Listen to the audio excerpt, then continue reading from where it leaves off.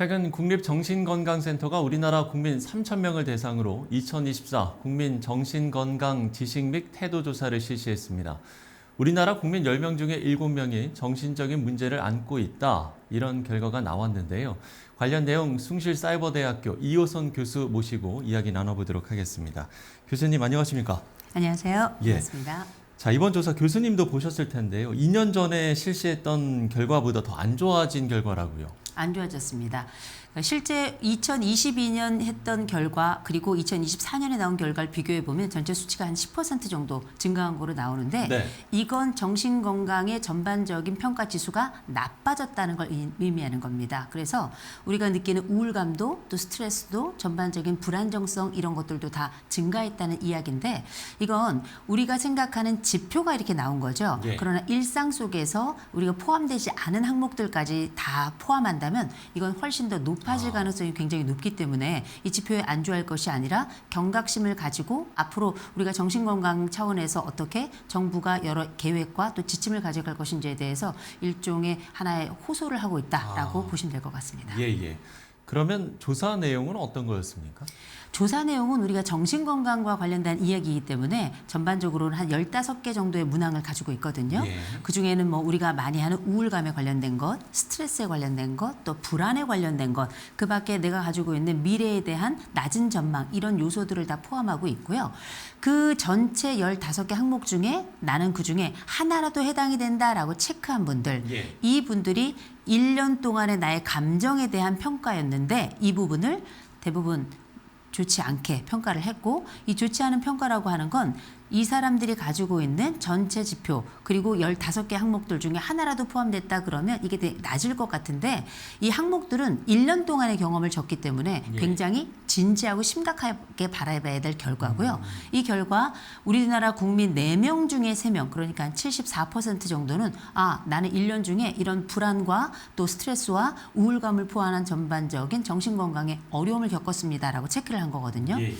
전체 국민의 74%가 나는 어려움을 겪었고 이 어려움 때문에 지금 지표로서 체크를 할 정도입니다라고 얘기를 한다는 건 그 이외에 체크하지 않은 미세 항목들은 훨씬 더 많을 가능성이 있다는 거죠.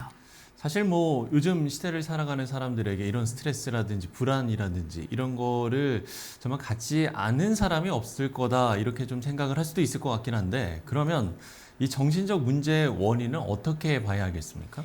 몇 가지로 얘기를 좀 할 수 있을 것 같은데 가장 큰 영향은 제가 볼 때는 일단 경기 지표가 계속 안 좋은 거예요.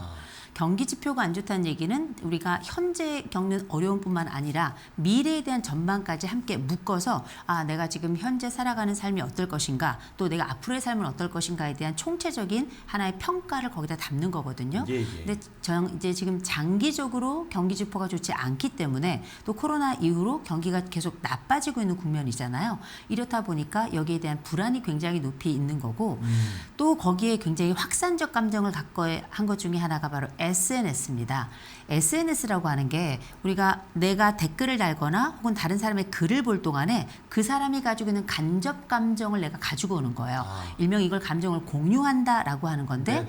그런 차원에서 지금 SNS는 세대별로 특징을 가지고 있는데 그 얘기는 세대별로 감정을 또 공유한다는 거예요. 놀라울 정도로 우리가 80대보단 70대, 70대보단 60대 아래로 내려갈수록 희망 찾아야 될 것 같은데 우울감은 훨씬 더 높아집니다. 결국 이런 공유하는 감정들이 내가 가지고 있는 기존의 불안이나 우울의 감정들을 훨씬 더 강화하는데 예. 이게 바로 SNS가 지대한 영향을 미쳤다라고 볼 수 있는 거고요. 예. 그 밖에 사람들이 가지고 있는 자기 자신에 대한 이해나 이런 것들 우리가 행복감이라고 한다면 이런 행복감의 상대편에 우리가 박탈감이라는 걸 보통 경험하게 되죠. 이 박탈감이 절대적 박탈감도 있지만 상대적 박탈감이 굉장히 커요. 절대적 박탈감은 우리가 나는 이걸 갖지 못했어 혹은 나는 이걸 손해를 봤어 상실했어 이런 느낌이라면 상대적 박탈감은 쟤는 이걸 가졌는데 나는 이걸 갖지 못했어 라고 하는 우리나라가 가지고 있는 아주 오랫동안 집단 사고 그리고 이 상대적 자기평가 이 양자가 더 심화되는 양상을 보이면서 지금 우리가 알고 있는 전 국민의 정신건강에 부정적인 영향을 미치고 있다고 봐야 될 것 같습니다. 예. 자, 이렇게 정신적 문제의 원인을 짚어봤다면 그러면 교수님은 이런 조사 결과로 나타난 우리 사회를 좀 어떻게 진단하고 계십니까? 불안의 사회죠. 그리고 얘기 불안까지 끌어와서 미리 느끼는 사회다라고 말씀을 좀 드리고 싶은데 예. 실제 이제 한국 사람들의 민감성은 문화적으로도 잘 나타나죠. K-팝, K-컬처를 통해서 이제 동양 문화의 이제 정상에 이제는 한국 문화가 동양 문화의 상징이 되었던 것처럼 문화적 민감성이 큰 나라는 동시에 이 정신적 감수성 역시 굉장히 높은 겁니다. 그래서 우리가 느끼는 불안은 내가 생각하는 것보다 훨씬 더 왠지 높은 것 같고 또 내가 느끼는 이 스트레스는 다른 사람보다 더 높은 것 같고 이런 개인적 인지 과정에서 감정적인 동요가 조금 더 많은 편이라고 생각을 해요. 그 얘기는 뭐 얘기하냐면 우리가 알고 있는 내 감정이 하나의 감정으로 끝나는 게 아니라 네. 집단 감정으로 같이 느끼잖아요. SNS나 이런 것들을 통해서. 그러면 그렇죠. 내가 가지고 있는 감정이 앞으로 더 나빠질 가능성을 점치지 내가 가지고 있는 감정에 대한 호전을 생각하는 경우가 많지 않단 말이에요. 그래서 좀 우려가 되는 건 이런 지표들이 실질적인 결과가 아니라 하더라도 아 그래? 그럼 나도 그 74% 안에 들어갈 수 있겠구나.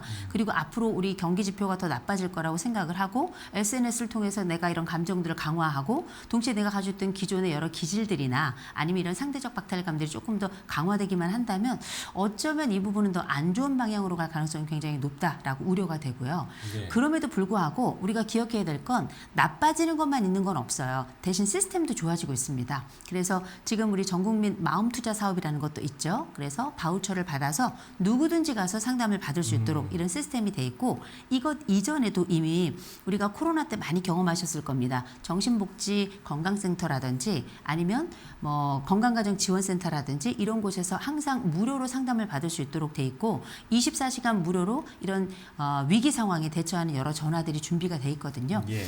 그만큼 위기도 있지만 시스템도 많이 있으니 이걸 그냥 두지 마시고 작은 위기라도 시스템의 도움을 받아서 안정성을 자꾸 반복하려고 애를 쓰는 거 이것도 굉장히 중요할 겁니다. 예.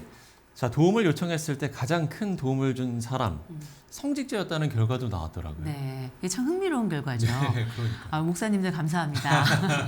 근데 사실 우리가 성직자라고 하는 것이 과거에는 늘 아주 오랜 역사 속에서 다 상담자 역할을 해왔었어요. 아, 예. 그래서 이제 뭐 우리가 지금 개신교 들어오기 전에 이제 캐톨릭이 주로 굉장히 주요한 종교였는데 그때는 이제 고해성사라는 게 고해성사가 있었고요. 있었죠. 예, 예. 그리고 나서 미국 같은 경우에는 2차 세계대전 이후에 정말 많은 이 전쟁 트라우마로 고생하고 또 가족이 회파되고 이런 집들이 많았는데 그때 가장 중요한 역할을 했던 사람들도 목사님들이셨어요. 그래서 목사님들이 이분들의 개인적인 상담을 해주고 또 실제 그 가정에 가서 방문을 하면서 신방을 통해서 가정을 회복시키고 이런 경우들이 굉장히 많았는데 요걸 미국 사회에서 이 목사님들을 본격적으로 좀 훈련을 시켜야 되겠다 해서 본격적으로 이분들을 훈련을 시켜서 하나의 정신 건강을 위한 집단을 만들어낸 겁니다. 치료 집단을. 네네. 이게 지금 기독교 상담 또 목회 상담에 굉장히 중요한 근원이 되고 확산의 원인이 된 거였어요. 지금도 교회나 아니면 뭐 성당이나 절이나 이렇게 여러 곳을 찾아가서 마음을 털어놓는 분들이 많이 계신데 그래서 우리 목사님들께 제가 권해드리는 건 뭐냐면 이분들이 전문적인 상담을 좀 받았으면 좋겠어요.